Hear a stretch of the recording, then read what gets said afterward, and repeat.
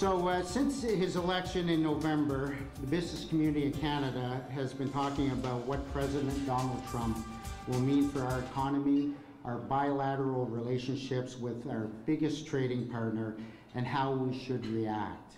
I think it's safe to say after 5 months, we're still wondering. So the takeaway that we're seeing at the Chamber is this uncertainty has created a negative effect on business. Investment plans are on hold for Canadian businesses. Businesses are reevaluating their plans and their processes. A concern that we have is that with the Trump administration expected to lower taxes and ease regulations in the United States, the competitiveness of Canadian businesses will be eroded. So it's imperative that we follow this and that we have a good plan. I think the federal government's budget from last week is also an indication that they have a wait-and-see attitude and mode towards what is going to happen in the United States. Today, we're going to hear a very knowledgeable perspective on the impact of the Trump administration on the Canadian economy and on investment in Canada. I'd like to thank the Royal Bank for providing the Chamber of Commerce in Fredericton this opportunity to put this breakfast together and bringing us our esteemed speaker this morning. We're very fortunate to have Don Desjardins with us.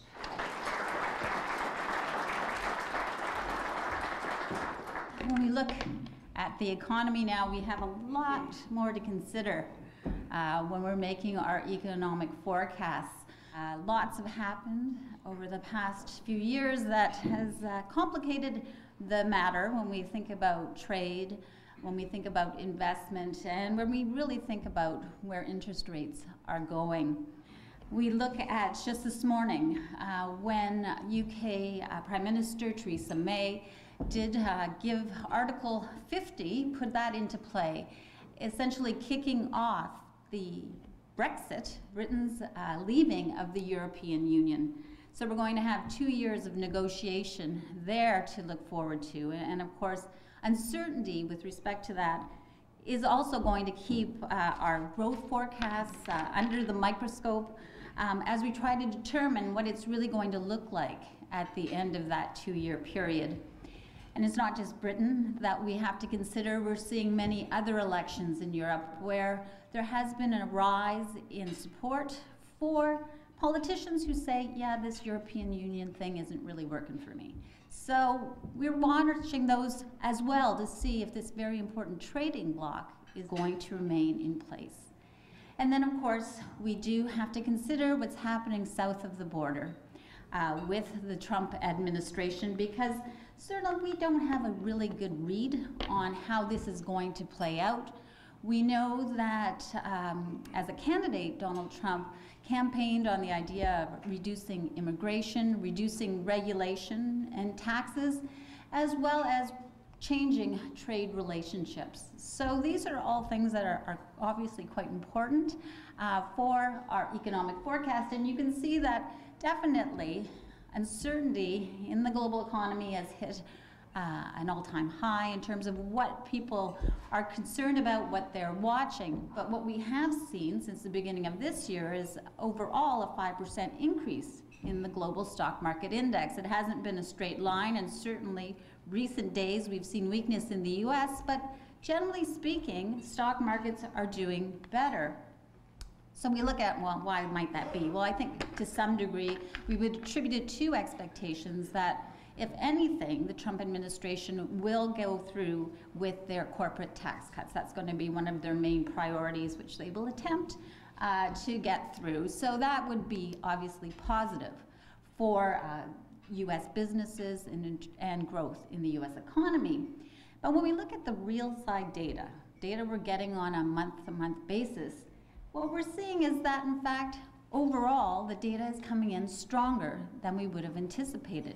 Surprises in the data overall have been to the upside. And it suggests that the momentum that was building in the global economy in the second half of last year is continuing as we go through 2007, despite all of this uncertainty.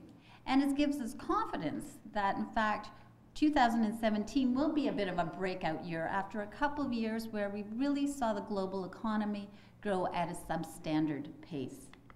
The U.S. economy started last year on a pretty weak note, and that contributed to the growth rate slowing to about 1.6% last year. But it was building momentum through the second half of this year, and what we're seeing in the recent data is, in fact, that we're quite likely to see growth rates of about 2% in the first quarter, and we think we're going to see a modest acceleration thereafter. The U.S. consumer is in pretty good shape, and labor market conditions in the U.S. just continue to exceed expectations in terms of the jobs being created. The unemployment rate is at a level which many consider to be full employment, and finally we're seeing wage growth accelerate. So that's giving the U.S. the consumer the means to spend. But one area where we would expect to see investment pick up is the energy space. Certainly you look at what happened, and the dark line is the rig count in the U.S. So as the price of oil tanked, so did the number of rigs that were operational. Now recently we've seen that U.S. production has been increasing, and the amount of excess supply is just continuing to accumulate. Now we don't think that this is going to derail the improvement in oil prices, because we do think that when they meet in May, OPEC will continue to extend the period where they're going to do those production cuts. And non-OPEC producers like Russia, which have committed to doing it but been a little slow off the mark, are going to be pressured, in fact, to meet those commitments. So we're going to see the supply side ease up. We don't think that with prices not likely to go back to those very elevated levels, we will see a significant increase in terms of production going forward on the U.S. side. So that means that the price of a barrel of oil will move towards $60 at the end of this year, and then probably level out. So the U.S. Federal Reserve is looking at all of this, looking at their economy, which is expanding at an above potential pace, looking at their labor market, which probably is meeting their mandate of full employment. They're looking at inflation, because they also have that target for price stability, and that's usually about an inflation rate of about 2. Well, the recovery we've seen in energy prices have, in fact, seen inflation move to that 2% target, but that's going to be transitory in terms of inflation pressures. More important is, in fact, what's happening on the wage side, and the fact that wages are increasing at close to a 3% pace does set up for the inflation rate to remain at 2% or above. So the Fed, well aware of this, has started to increase interest rates a little more rapidly, and they have indicated that it's quite likely we're going to see 2 more rate hikes as we go through the remainder of this year. So that is stepping up the pace. Now for the US dollar, it's been a long, prolonged increase in its value, and we do think that given that the Federal Reserve is the one bank where we are seeing rate hikes in the immediate future, we will continue to see the US dollar appreciate versus many of its major trading partners, giving up a little ground as we go through 2018. So for Canada, this is the backdrop we are living in. We've had very disappointing growth over 2015 and first part of 2016. Obviously, the oil price shock having a very damaging effect on Canada's economy, and in the middle part of last year, the fire in Fort McMurray just being another source of weight on economic growth. But we bounced back in the third quarter of 2016, and we've been able to maintain very solid momentum since then, and we think that's going to continue to be the case as we go through 2017 and 2018. Now, where are we looking for the growth to come from? Well, we think that there's some life in the Canadian consumer yet, even though we know levels of debt are very elevated. We know that there are pockets where we have to be worried about the highly indebted nature of the households, but we don't think that it is spread out sufficiently that we need to feel that this is a risk to overall consumption activity this year. Labor market conditions in Canada have improved. In fact, we've just gone through a 7-month run when it's been very, very strong, and certainly stronger than forecasters had been expecting. The unemployment rate has fallen to 6.1%. Now, one part of the equation that isn't quite as positive is the fact that, unlike in the US, where we're seeing wage gains accelerate, here in Canada, wage growth continues to be subpar. And we think that as we go through this year, we go through this period of strong economic activity growing stronger than the economy's potential, we'll start to see those wage increases kick in. The federal budget last week did confirm that the government is working its way through its policy to increase the amount of money coming into the economy for infrastructure. Now, in 2016, the announcements were made, but we didn't see a big lift to economic activity. But we do think it will continue to flow through the course of this year, and that will give a lift to GDP growth as we go through the course of 2017. Now, business investment in Canada, similar to the US and many other countries, has been very weak. In Canada, one of the big weights on investment activity, of course, has been the energy sector, where energy companies in 2015 and 16 reduced investment to the tune of 30 to 35%. Now, these companies, this industry, accounted for 1/3 of all fixed investment in Canada prior to those sharp cuts. So certainly it did pack a significant punch. As we go through 2017, a recent survey told us that private sector companies are still quite worried, and they're not anticipating a large pickup in terms of their investment. And certainly that's understandable. We're working in an environment where we're not really sure what our trade relationship with the US will look like in a year's time. So that certainly is one reason why we would expect to see investment continue to be somewhat subdued. Now, in the energy space, the rise in oil prices, we think we'll see some companies adding a little bit in terms of investment dollars. Now, one area that has been the opposite, it's been a huge support for economic growth in Canada, of course, has been the housing market. For several years, we've been racking up gains in terms of the pace of home sales, hitting a record level last year. Very low interest rates certainly spurring that activity, despite the fact that the economy in some areas was slowing quite significantly. But when we look going forward, we do think that there's going to be many factors that will weigh on housing activity. We're not looking for a crash in the housing market, we're looking for a cooling. Now, this means quite likely that we'll see housing activity slow, as well we think that we'll start to see prices slow in terms of their overall growth. And that's because while we are seeing unaffordable conditions, people aren't selling their houses. So the new listings in the housing market continue to be very low. So that's going to prevent prices from crashing significantly as we go forward.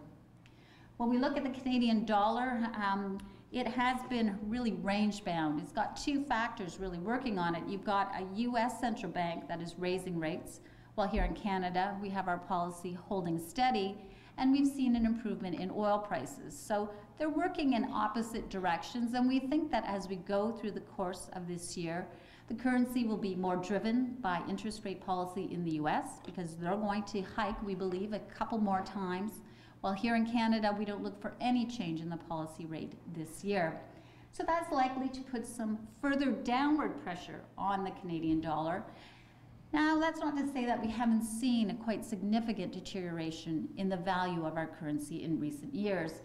And normally, and I'm not sure I can even use the word normally anymore given what's happening across the globe, but what we normally would say was, okay, the currency's depreciated, therefore we would see a pickup in demand for exports. But that didn't materialize. So we looked a little deeper into what's really going on here. And we saw, make a few observations on that. One is that, yes, the Canadian dollar did lose ground vis-a-vis the US dollar, but against currencies like the Mexican peso, we appreciated. When we look at what we're selling to the US, well, a lot of it is more leveraged to business investment. And as I've said, business investment in the US has not been that strong. We've seen growth being driven by the US consumer. So what we're selling has also not had as much demand for that as we go through. And when we look at The other part of it is it's the global supply chain. Canada is increasingly feeding inputs into finished goods that are finished in the United States.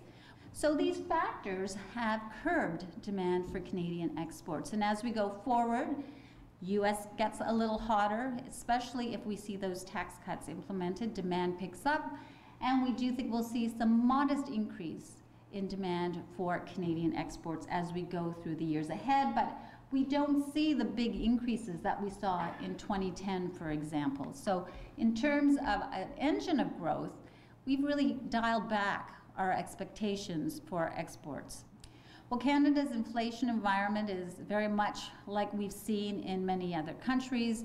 The rise in energy prices compared to declining energy prices a year ago has boosted our headline inflation rate. Underlying inflation pressures are more modest. Certainly the Bank of Canada, when they do their calculations, they say that the inflation rate is running at about 1.6%, so a little bit below their target. And yesterday, the governor continued to point out that the economy is running with what they believe to be excess capacity. So we don't see any movement by the Bank of Canada in our forecast this year. So we think that we will see interest rates start to move up as we go through 2018. So we look at the regional economies, and we look at Atlantic Canada, and we think that excluding Newfoundland and Labrador, we will see growth averaging about 1%. And by our accounting, that would be largely in line with the economic potential of the area. We did see a turn in terms of hiring activity in the middle part of 2016, and we think that that hiring is going to continue as we go through the course of this year, in large part stemming from the public sector. Now we look at the population growth, and it's quite shocking to see how significant that growth has been over the course of the last year. When we dig into the data, what we saw is that immigration increased at a record level in 2016, and this did in fact support retail activity. We saw improvement on the labor side. We saw the immigration flows, and this did boost retail activity. We think we're going to continue to see growth, relatively modest, but above 2% as we go through the course of this year. Now we look at investment activity, and we have a survey, and this is a survey I alluded to earlier, and what it showed us is that while private sector investment is expected to be cut by about 12% this year, that's going to be matched with a 12% increase in terms of spending from the public sector. They still anticipate getting the budget back to balance over the next 4 years rather. Now on the revenue side, the increase in the HST over the last few years is going to boost the revenues, they believe, and that will keep them on course to eventually balance their budget. But they are going to run deficits in the near term, really hoping to stoke economic growth. So we look at the economy of New Brunswick, and we say growth probably averaging about 1% as we go forward. Immigration continuing, likely to keep retail activity growing. The government spending, infrastructure dollars coming into the economy. I believe the capital budget suggested that the government could hire as many as 8,300 people over time to get that infrastructure into place. So all of these factors, exports, which have been weak, likely to stabilize, and we look at the housing market in the U.S. being strong, does open the door for forestry products to grow in terms of their exports, assuming we get a softwood lumber agreement. So those are my comments for today. I'm very happy to take any of your questions or comments. If you were to look at if there's less demand from the U.S. for what we're offering, is there anything optimistic that you can look at in terms of if we were going to focus on a trade partner, where would you say the opportunities are for our exporters? Well, certainly I think we're seeing that China's economy has stabilized, growing at around 6.5%, but also we have signed the European trade agreement. So that really is the area where I think we'll have some upside as we go forward, because that will eliminate tariffs on, I believe it's like 98 or 99% of all goods and services. So this is the area where we're probably going to have to concentrate. Is it fair to assume that the big growth will be in the urban centers and the rural communities will not grow or decline as the population ages? I would think that, you may see more moving, to the peripheral of some of those bigger city areas. Just if you could highlight the relevance for New Brunswick and Atlantic Canada on the need for immigration growth and population growth for not only our economy but also as well our population. We need to see an increase in terms of people who are going to be participating in the labor market, because when you look at the productive capacity of an economy, we're looking at capital, but we're also looking at labor, and you need to have a population that can in fact increase the number of people who are coming into work and support obviously the very young and the very old. Do you see some export sectors more vulnerable than others? Generally speaking, I don't think that at the end of the day we're going to see things that are a big disadvantage to Canadian companies sending to the U.S. But it's just the uncertainty, and Mr. Trump is definitely, if anything, very hard to pin down. Is there a sense of how much optimism is priced into the U.S. Major stock market indices on that expectation, and what might happen if it turns out that that's not going to happen in the next couple of years? And if that's the case, any sense of how that would flow over into Canada, into equity markets? So lots of questions about those things, and I just think it's difficult to parse out what part of the rally is really attributable to the Trump administration's goals, and really what we can actually see in the data, which shows us that the economy is doing reasonably well. And certainly when we look at the labor market, it does suggest that that U.S. economy really does have strong momentum. In Canada, in New Brunswick, our government has not yet chosen a form of carbon pricing, so either cap and trade or carbon tax. And given our high reliance on the U.S. market for buying everything that we make pretty much in New Brunswick, can you comment a little bit on the overall playing field for competitiveness now that the Trump administration has basically canned a carbon pricing formula for the U.S., and our government nationally has said that they're moving ahead by 2018, and our national government, that is, our federal government. Mm-hmm. Can you comment a little bit on that? Here in New Brunswick, we've seen corporate tax increases, CPP has been expanded, HST has gone up, minimum wage has gone up, workers' comp has increased by 33% this year and will be going up again next year. All this compounding cost is having an impact on manufacturing and on retail and other areas. So I just wonder if you can comment on the potential impact of adding on top of that increased carbon pricing. It can, though, act, I think, as an impediment to our competitiveness. It really is up to the governments to make a strategy or have a policy in place that with the net effect for the consumer and the businesses is really negated. So you're trying to change behavior, but it's not to the cost of competitiveness for our economy. Thank you very much for your attention.